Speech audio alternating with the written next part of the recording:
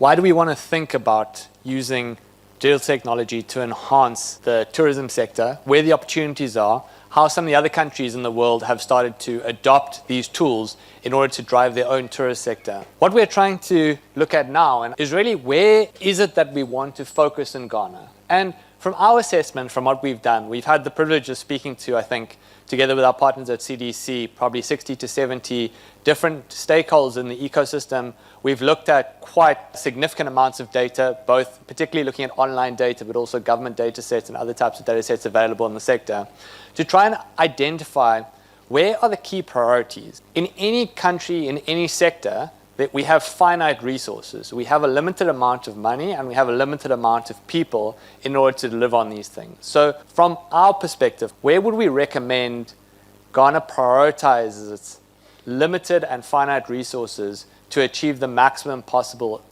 impact? And so from what we've seen, there has been significant success in the promotion of Ghana globally. It is a well-established, well-known potential destination. But the shortfall is happening is tourists are interested in coming to Ghana, but when they then look at where to stay, what to do in Ghana, that online presence is lacking. And so building that out more significantly is really where there's significant opportunity to grow and to capture tourists. What we start to see is that when travelers are looking at where they want to visit, typically they would have a short list of maybe 5 or 10 different locations they may want to go. What ultimately locks in their decision of where they want to go is where it's easy to book, where they can find specific activities that appeal to them in terms of what they're going to do when they get there.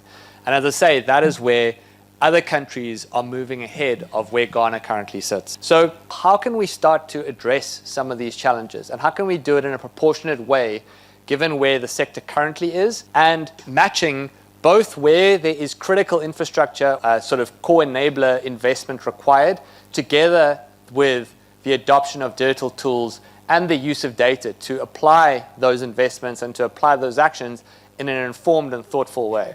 We have identified 3 main focus areas. And as I say, this is not a comprehensive list of all the things that could be done or that could support the development of the sector.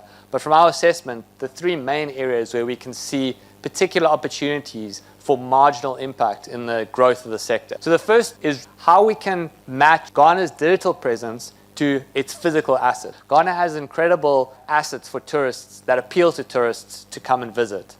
But we need the online presence to match what we have in person so that people choose Ghana because of all the great things there are to do here. We then need to also look at how can we better use data to inform decision making, both in the public sector and the private sector.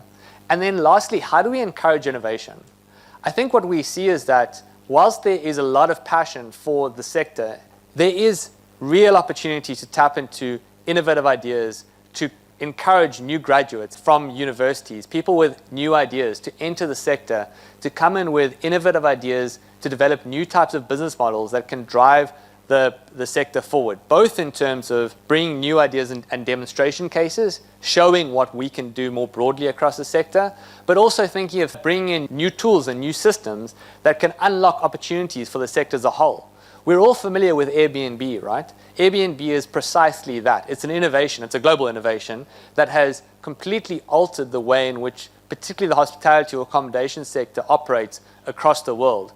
And in Ghana, as I think we showed in the previous workshop, the growth in Airbnb is extraordinary over the last couple of years. We've grown from 1 to 2,000 listings in 2019, 2020, through to more than 10,000 currently.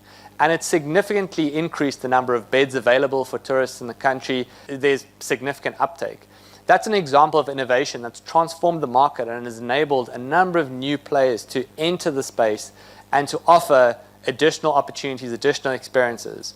It comes with challenges as well, like it comes with increased competition for traditional accommodation providers.